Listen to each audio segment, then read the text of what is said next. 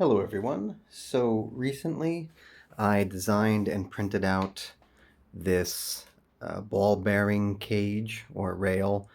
Well, it's a rail and a cage because when it's fitted together it holds the ball bearings. So it's a ball bearing cage rail.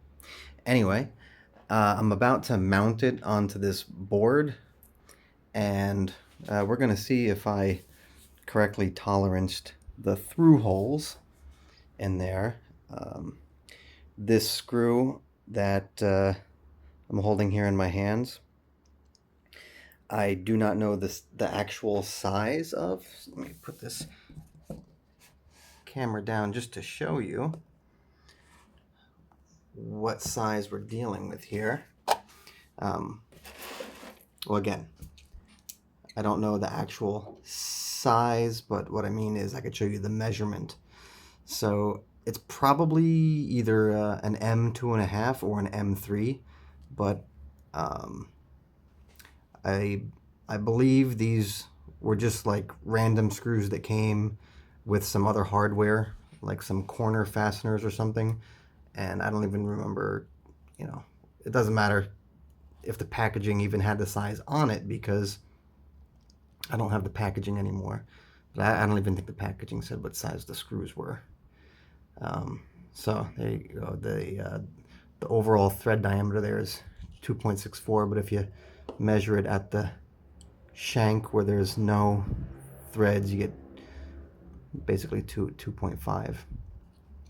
So anyway, I designed this with these particular screws in mind. So actually, did I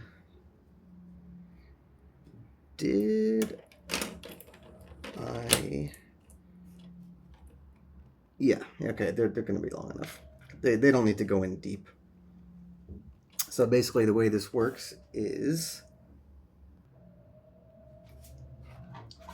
there are 3 parts, and also this is still just version 1, so I'm probably going to end up making some changes to it. But anyway, 3 parts. So there's the bottom rail, which is holding 9mm ball bearings. These are 9mm, just in case you want to use the same ball bearing cage and you need to get the bearings. I am going to link to the download area eventually, so if it's not in the description right now, check back, bookmark this, come back another time. I am gonna provide a link so that you can download this file and also check out any other files that I have uploaded. I have lots of other models that I'm going to be sharing as soon as possible. Anyway, then there's a top ring, which there's a curve that matches the diameter of the ball bearings, of course oversized a little bit. The screws clamp down on the top keys in. Oops, I'm not really looking at what I'm doing. The top keys in, helping you get the through holes lined up. And in addition to this, I also didn't mention the other ring. This is just an outer ring to help totally encase the ball bearings. In addition to the 3D printed parts, I'm using a PVC end cap, and I'm going to also have some pipe in there because this 40 millimeter inner diameter PVC cap is a perfect fit for these filament reels. So these, even 2 different manufacturers, they have the basically the same ID, And it doesn't have to be perfect. This is just to keep it roughly centered while it spins around. So just to show you, these bins on these reels are not mounted yet. So when I grab them, they're going to shift out of position. I gotta grab them carefully. These are eventually going to be done the same. You see these rails are already fastened, fused, and this one, even though I've got this felt on the bottom, it doesn't spin so smoothly on this one, but I mean, I do have some weight in there. This one on this monitor stand, it just glides very nicely. I don't even have anything underneath it. It's just, the slight difference in the monitor stands. It just happens to spin very smoothly. Anyway, so these reels are going to be done the same way. I have these rails already printed. I know the focus. They're going to get attached to there very soon, but just to demonstrate, it's not even centered well.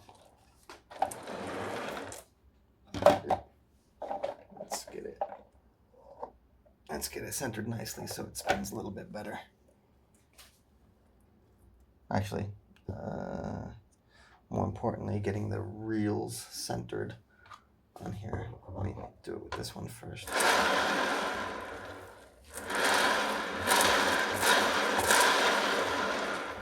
Okay.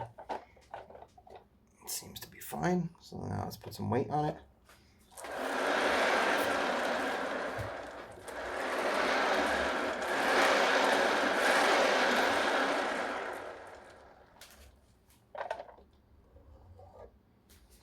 Okay. Now, also before I screw this down, I do want to show you this ring. When I did a test before, this ring seemed to interfere a little bit. Let's see if it... it still spins. Okay. I think it is rubbing a little bit, but it still spins. But I do want to make an adjustment on that. I want to give just a hair more space,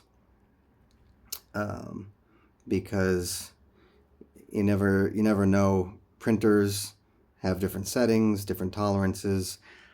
Maybe somebody prints it and it comes out a little on the heavier side, a little thicker than you want it, and just a small difference can ruin the tolerance, can break your tolerance. It's just a small gap in between the surface of this what am I saying, bearing cage, and the outer tangency of the ball bearings. So I'm gonna probably change that a little bit. Anyway, let's screw this in now and find out if I made the holes big enough. Hopefully we don't hear any cracking sounds. And come on.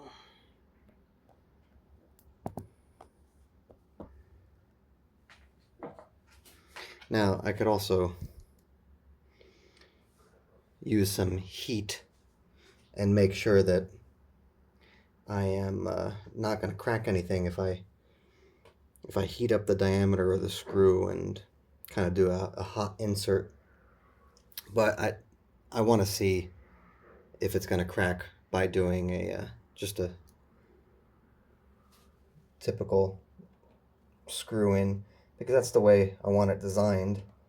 so that people can just print it out and screw it in as simply as possible. Hopefully I left enough tolerance. It's possible that I didn't.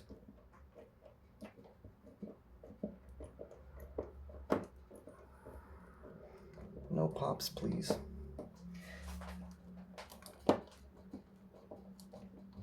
No pops, no cracks. Okay. All right. I think we're in business. It didn't split. So now let's do the other one.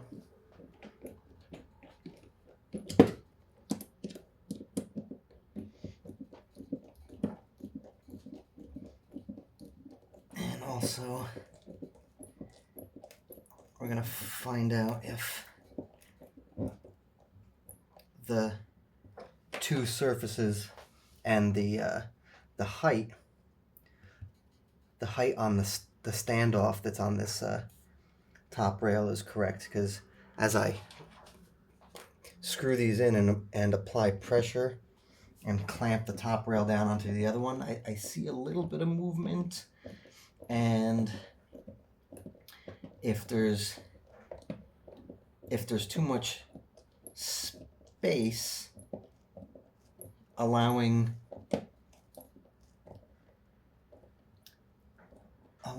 the this part of the rail to kind of like deflect down, it might be pulling the outer edge up, and basically angling the outer rim upwards, so that it's gonna end up.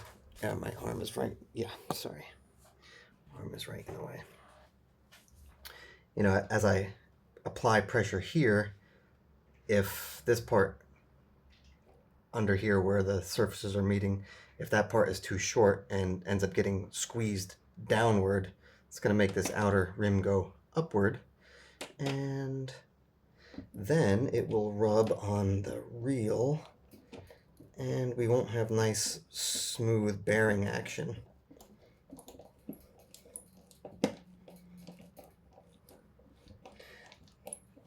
We will see.